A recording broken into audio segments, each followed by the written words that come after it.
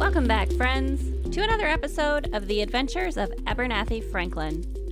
A handful of versions of Abby's made their way back to Venus to visit Treb at his cafe. So while they take a break for a snack, we're gonna go catch up with Natty. She's made her way back to Fabian's French villa with a little gift from Franny Lynn. Let's pop in and see what's what.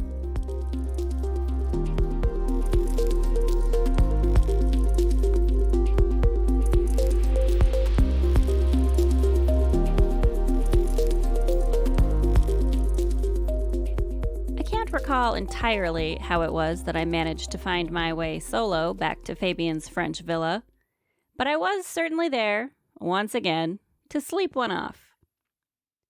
I had exceedingly enjoyed the spot of improv I'd taken in with Franki and Franny Lynn. At the fourth dimensional after party, having partaken of some of Franny's best mind-expanding treats, I don't mind admitting that I found myself less than up to the task of continued revelry. I vaguely recall thinking that I ought to go have a lie down somewhere, and before I knew it, I was waking up on Fabian's couch to a friendly face looking down at me, rather amused. "Recovering from another bout of debauchery and indulgence, are we?" Fabian asked with a tickled sort of smile and bright, shining eyes. He was standing behind the couch and holding out a glass of water.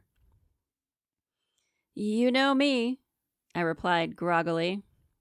"Never say no to a good time." I took the glass, sat up on the couch, and gave my neck a rub. I had the sore sensation of having slept in an odd position for too long, although thankfully, no indications of a hangover headache. I really must credit Franny Lynn where credit is due. Whatever mind-altering medicines she ever shares, they never leave one with unwanted after effects. "You know, you're lucky Fabian and I are off traveling so much," came Brody's voice from the direction of the kitchen. I could hear him messing about with breakfast preparations. "One of these days, you're going to pop in here and find us in a compromising situation, and it's going to be your own fault." Fabian laughed. "He does have a point, you know," he said, seating himself in the armchair to my right and sipping a coffee. "And believe me," Fabian went on with a devilish smile, "if that ever is the case, I won't be bothering to pause in the middle of my own good time on account of a classic female version of me portaling in for a nap." "Fabian!" Brody emitted from the kitchen. "You are so bad." He picked up something off the counter and threw it at Fabian, who snatched it out of the air. "You like it," Fabian sassed back to Brody with a wink. "Oh, hush your face," Brody said. "Natty dear, how do you like your eggs?"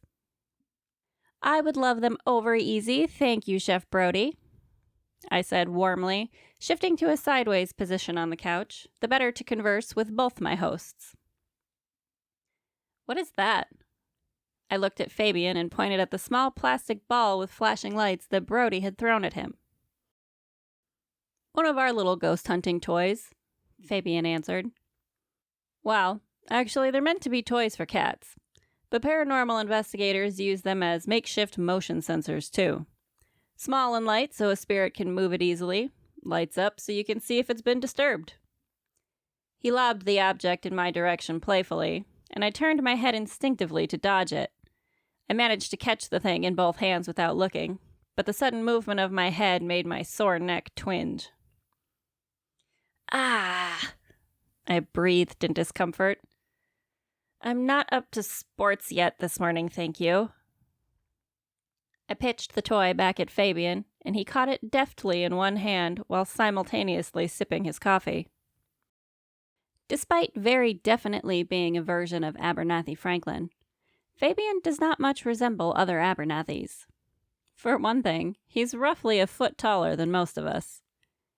Fabian had transitioned to male sometime around the age of 17, portaled himself to some dimension where the shift from one gender to another is about as slick and painless as a rest up at the Orion Spa.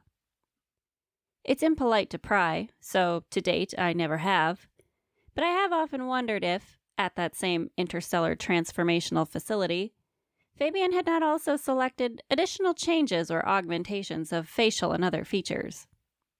Besides the extra inches in height, he also has rather the air of being a dark-haired Adonis, muscularly built and with a distinctive glittering quality to the iris of his eyes. Fabian started his own timeline hopping at the tender age of 6. I sometimes thought his extreme transformation, gender swap aside, may have secondarily had something to do with the need to distinguish himself from the multitude of other Abernathy Franklins that he had no doubt spent a good deal of his life bumping into. "I come bearing gifts," I said, reaching into the pocket of my jeans to retrieve 3 small glass vials containing about a dozen purple pills each. "Special paranormal investigation assistives from Franny Lynn," I explained, handing over 2 of the vials to Fabian. "Oh, Franny," Fabian said excitedly. "Doesn't she always have the most amazing magical medicines? Do they make us temporarily dead enough to commune directly with the spirits?" he asked, unscrewing the silver lid and sniffing at the contents. Ooh, I want to see," Brody sang and danced his way around the counter to take up a vial from Fabian. Brody held the vial up to the sunlight coming through the French windows. "Oh, look, they have some kind of gold metallic flecks in them. Leave it to Franny to have consciousness enhancers that are also gorgeous. Although, do they make us dead?" Brody asked, looking in my direction. "Ah, there you have me," I confessed. I'm not sure I understood the specifics, but Franny went on about the Tower of Babel and something about Metatron and your third eye. The gist is you can see ghosts and talk with them. Regardless of the mechanics, she said each pill only lasts about 2 hours. Am I to understand that Natty Jean is finally going to grace one of our investigations with her presence? Fabian asked in a feigned aghast sort of way. "After a spot of breakfast and a quick shower, I do think I'd be up to the task," I said casually. "If you'll have me, of course." "Oh, as if we wouldn't." Brody waved a hand at me to dismiss the suggestion that they would decline my company and dashed back to the kitchen. "Breakfast for 3, shower for the party girl, and then off we pop to some desperately haunted ruin. Isn't it just shaping up to be the most perfect day?" By the time I was freshly dressed and making my way from the guest bathroom to the main living quarters, Fabian and Brody were already sporting backpacks of gear, with Brody gleefully hiding behind the lens of a fancy-looking video camera. "Aw, look! Our darling baby girl all cleaned up and ready for the spooks and specters," Brody teased, aiming the camera at me. "Decadence and demons, that's my new motto." I played along, throwing one arm in the air and casting the other down in a showy curtsy for my paparazzi. Fabian summoned a portal ahead of us between the kitchen counter and the living room. "Abandoned asylum, no guarantee of demons," he said. "But for Natty Jean's sake, we can always hope." Brody stepped into the portal, and Fabian made a gesture like a doorman awaiting my entry ahead of him. I paused for a moment, having only just recognized something. "Where are you getting the Jean from?" I queried curiously. "From Franki. I think she's right. Natty Jean does have a nice ring to it." "After you." Fabian gestured again into the portal, and I stepped through. I had half an idea to ask when it was that Fabian had time to have met Franki and learned her new addition of Jean to my name. But the moment we stepped through the portal into the relic of a former mental hospital, Brody was blissfully directing our attention. "How spooktastic is this place already?" he said, pointing the camera at Fabian and I, and then into the open door of a room off the hallway that we had landed in. "Oh my god, there's a dusty wheelchair in the corner over there, you guys. How incredible would it be if it just started wheeling itself around?" Fabian gave Brody an affectionate smile, as if seeing Brody's excitement was more the reason for his being here than to actually find ghosts. "Maybe we should set up a static camera in here, see if it moves while we're exploring," Fabian suggested, taking off his backpack and beginning to pull out more equipment. "Yes, absolutely, let's do. Here, Natty, you take the camera for a minute. Brody thrust his video camera into my hands and went about helping Fabian. I aimed the camera in their direction. You do realize I'm an amateur at filming, I said to Brody. If some grand event gets missed, I don't want to hear any complaints. Oh, you'll be fine, Brody said, busily pulling various instruments out of his backpack. Oh, go scout out a spot where we can sit with the Ouija board and test out Franny's little tricks, like a nice open spot. Brody's childlike joy at the idea of capturing ghost activity in such a dingy place was contagious to a degree. I followed instructions and set about searching for a good place to set out the good old talking board. I found a sort of common room space with large south-facing windows and a dusty old table with some folding chairs. It appeared that other such investigations must have taken place here before. I found a spot, I shouted, waiting for the boys to follow my voice. I was pointing the camera about at the various crumbling wall paint and graffiti, getting B-roll, I believe the expression is, when Brody stepped into frame, followed by Fabian. Brody took in a deep, pleased gasp. It's perfect! Oh my god, I'm so excited! I wonder who we'll talk to. Brody and Fabian made quick work of setting up the camera a ways back from the table so that the three of us could sit in full view of the lens. With candles lit, Ouija boards set, and various other paranormal investigation toys set up around the room, we got our vials out and each popped one of Franny Lynn's little purple pills. How long do you suppose it takes? Brody broke off before he could finish his question. We were immediately interrupted by the figure of a woman in a white gown, with long, dark, disheveled hair, who shuffled dazedly into the room from the hallway. Do you see her? Brody seemed about ready to explode with excitement. Hello, miss. Are you a long-term resident here? Fabian asked in the ghost's direction, attempting to open friendly communication. The woman turned towards the table, her eyes not seeming to look at any of us in particular, and she loosed her lungs in an ear-splitting scream that H.P. Lovecraft would have called demoniac. Well, then again, does a ghost technically have lungs? In any case, her shrieking greeting completed, she simply turned back towards the hallway and continued her slow shuffling. Not much of a talker, I guess, I said with a hollow laugh. Can't win 'em all, Fabian replied. Brody was sitting, mouth open in stunned silence, with a wild, happy look in his eyes. I was on the point of asking if he was okay, when another figure emerged from the opposite hallway.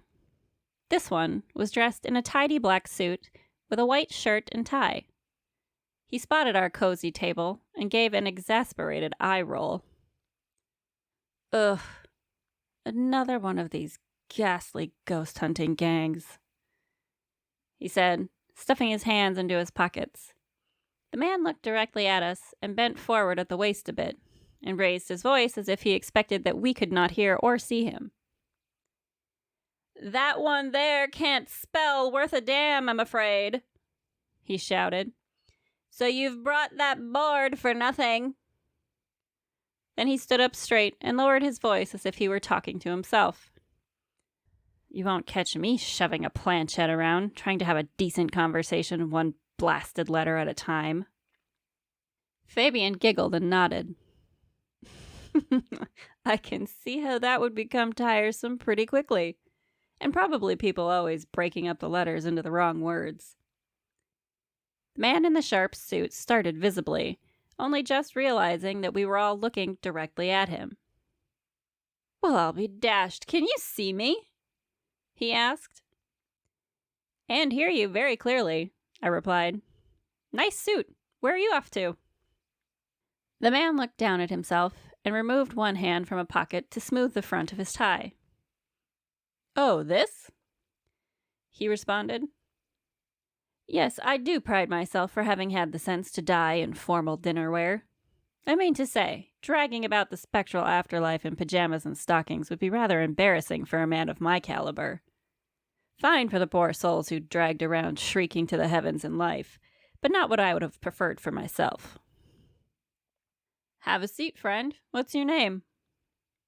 Fabian reached over to an empty chair and pulled it to the table for our ghostly guest. In life, I was christened Bertram, though those who were close to me call me Bertie.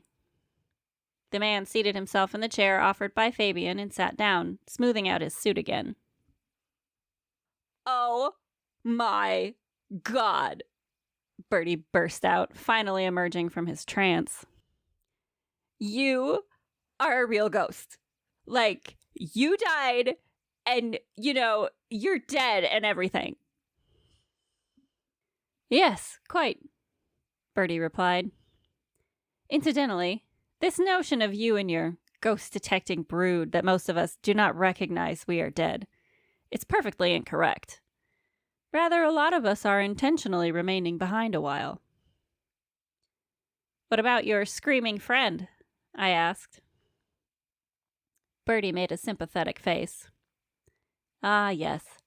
Unfortunate, but there are those in this ethereal-type state not quite so aware of what they are doing. She'll fade into the proper next phase in time. But until then, well, haunting the place about sums it up. Bertie shook his head as if to dispel mental cobwebs and looked at Fabian. We are actually talking to a ghost. Fabian giggled again and took Brodie's hand. Yes, darling, we are. Maybe try not talking about him as if he's not here. We don't want to appear rude as long as we have this opportunity. Right, Brodie spurted. I am so sorry. I'm just so excited. And you do look fantastic. Bertie sat up a bit straighter at the compliment and smiled. Thank you. And I have to say, you're hardly the rudest group I've ever encountered. Quite civilized, actually. Brodie perked up, apparently remembering that this sort of conversation was precisely why he hunted for ghosts at all. Oh, tell us, how can we improve? I mean, these pills from Franki, obviously a big help. But for all the other investigators out there who don't have interdimensional hookups, what things do we do wrong? Ha, what things do you do right would be a better question. Bertie's voice betrayed annoyance. I mean, here I am, visiting the old alma mater, reminiscing of this and that, and into my memory lane swerves some obnoxious bloke with a camera shouting demands. Show yourself. Move this chair. Say our names back to us. Strikes entirely the wrong chord. What? Okay, yeah, Brodie said with a touch of embarrassment. I can see that. I wouldn't want someone shouting instructions at me. Skillfully redirecting conversation so as to save Brodie continued discomfort, Fabian interjected. Sorry, did you say alma mater? Oh, yes, Bertie said. Long before these halls were full of doctors and patients, it was a boarding school. I spent fully 6 semesters and 2 summers here in my youth.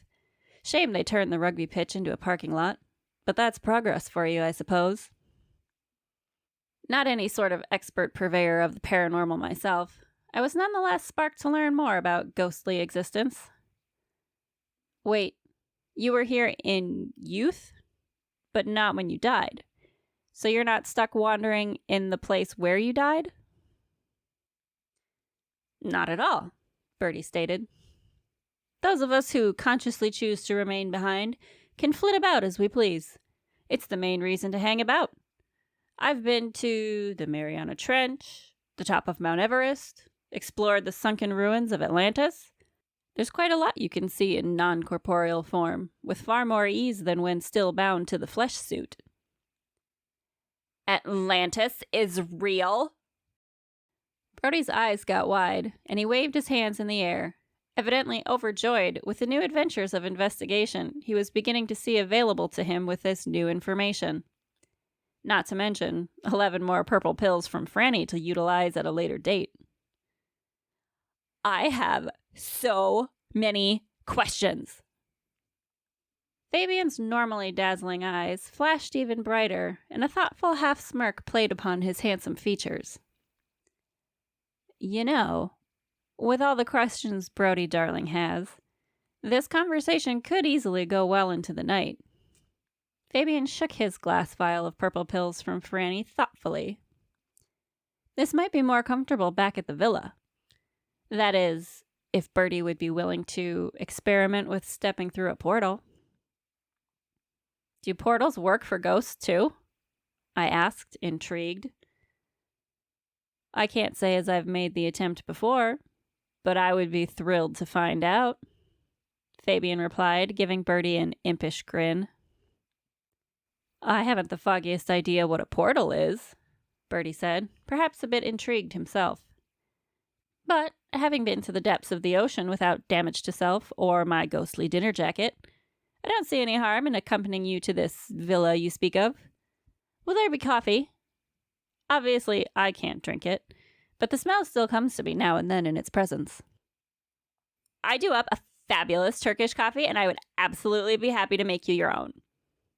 Brody spat excitedly, jumping out of his chair.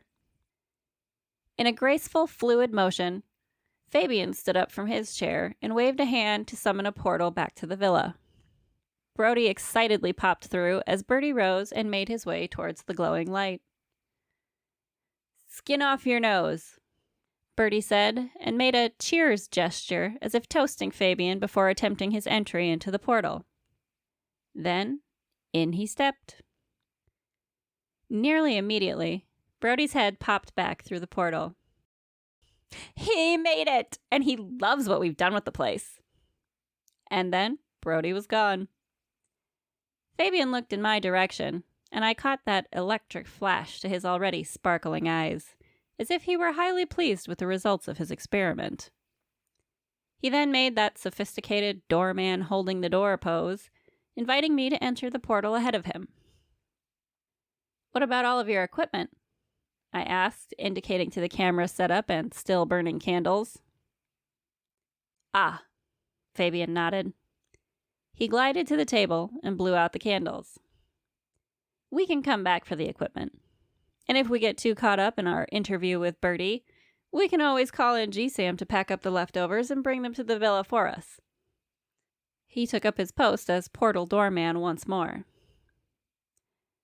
Very well then, I said. Turkish coffee and more of Franny's magical ghost chat treats. And I stepped through the portal ahead of Fabian to greet Brody and Bertie back at the villa.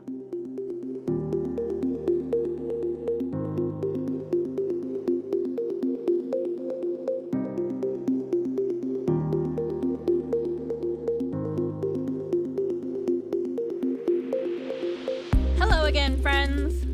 Now what paranormal investigator wouldn't just love to get their hands on some magic from Franny Lynn and speak to the spooks? I know I would. Thank you for listening. I do hope you've enjoyed this week's episode. If you'd like to support more adventures with Abby, do subscribe to my Patreon, patreon.com/AbernathyFranklin. Wherever you may be finding this podcast, BLM and give me a nice review.